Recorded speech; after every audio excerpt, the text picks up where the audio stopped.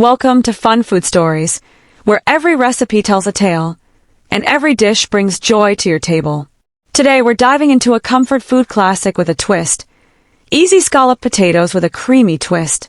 In this video, you'll not only learn how to create perfectly tender, evenly layered potatoes smothered in a velvety cheese sauce, but you'll also discover tricks for making the creamiest sauce, tips for saving a lumpy sauce, and creative ingredient swaps. That's not all. Stay tuned to learn how to present this dish beautifully, the perfect sides and drinks to pair it with, and how to store and reheat leftovers like a pro. Whether you're cooking for a family dinner or a special occasion, this dish will steal the spotlight at your table.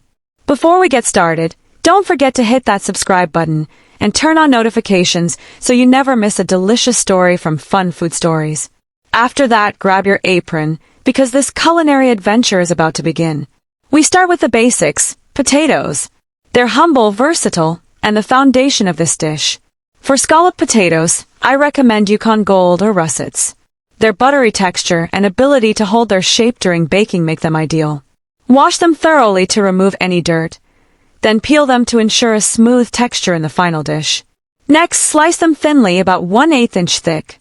A mandolin slicer is perfect for this, but a sharp knife will work just as well if you're patient, precise, and use a steady hand. For extra tips, always slice your potatoes as evenly as possible for consistent cooking. If you don't have a mandolin slicer, or don't want to use your knife, you can use an electric slicer if available. The goal is uniform slices that cook evenly and layer beautifully. Now let's talk about the creamy sauce. This is where the magic happens. In a medium saucepan, melt unsalted butter over medium heat. Once it's melted and bubbling, whisk in all-purpose flour to create a roux. This step is crucial.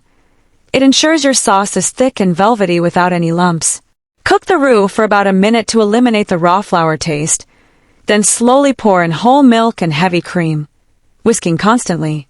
Always warm your milk and cream slightly before adding them to the roux. It'll prevent the sauce from thickening too quickly. As the mixture comes together, you'll see it transform into a smooth, luscious base. But we're not stopping there.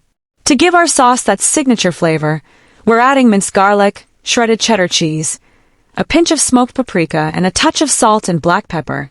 Stir continuously until the cheese melts into the sauce, creating a rich and savory mixture that's downright irresistible. The aroma will fill your kitchen, hinting at the deliciousness to come. At this point, you might be tempted to grab a spoon and taste it, and I say go ahead. It's always good to check the seasoning. If you're out of an ingredient, don't worry. You can easily substitute. No heavy cream. Use half and half or even evaporated milk. Don't have smoked paprika.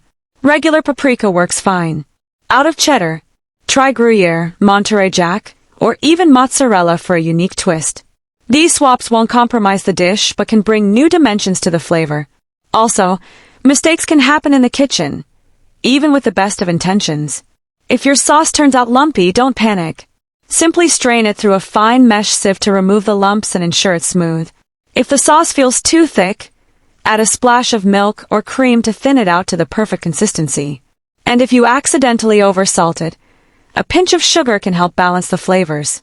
Remember, cooking is about adjustments and making the recipe work for you. With our potatoes and sauce ready, it's time to assemble the dish. Preheat your oven to 375 degrees Fahrenheit and lightly grease a 9 by 13 inch baking dish. Start by spreading a thin layer of the sauce on the bottom of the dish.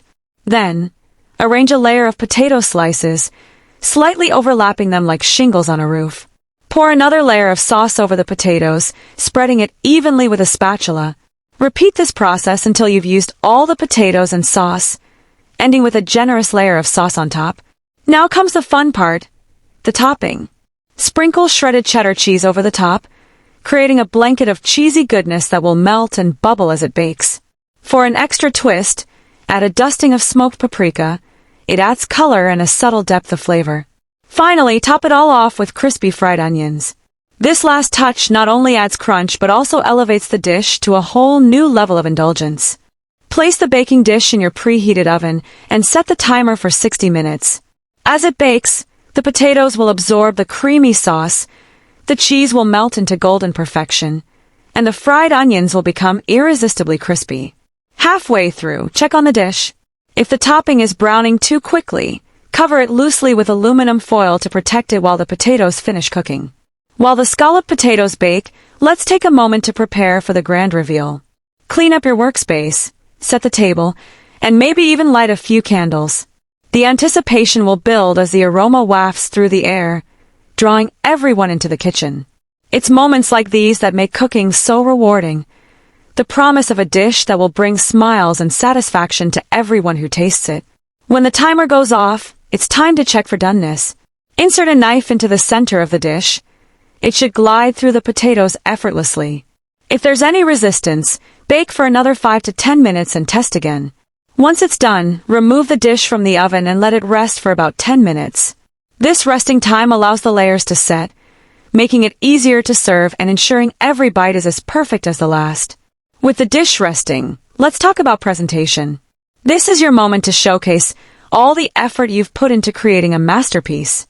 Use a wide, flat spatula to gently scoop a portion from the dish, ensuring you capture all those glorious layers of potatoes, creamy sauce, and golden topping. Be careful. This is where patience pays off. If you rush, you risk breaking those beautiful layers that make this dish so visually stunning. Place the portion on a clean, white plate to let the colors of the dish pop.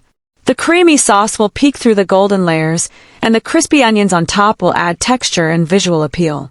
For a final flourish, sprinkle some freshly chopped chives or parsley over the top. This not only adds a burst of color but also a subtle freshness that balances the richness of the dish. If you want to pair this dish with a drink that complements its richness, consider a crisp white wine like Chardonnay or Sauvignon Blanc. The acidity of the wine cuts through the creaminess beautifully.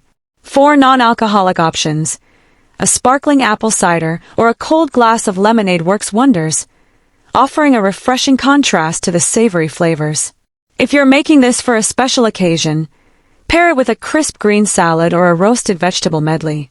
The freshness of the sides will complement the richness of the scalloped potatoes, creating a balanced and satisfying meal.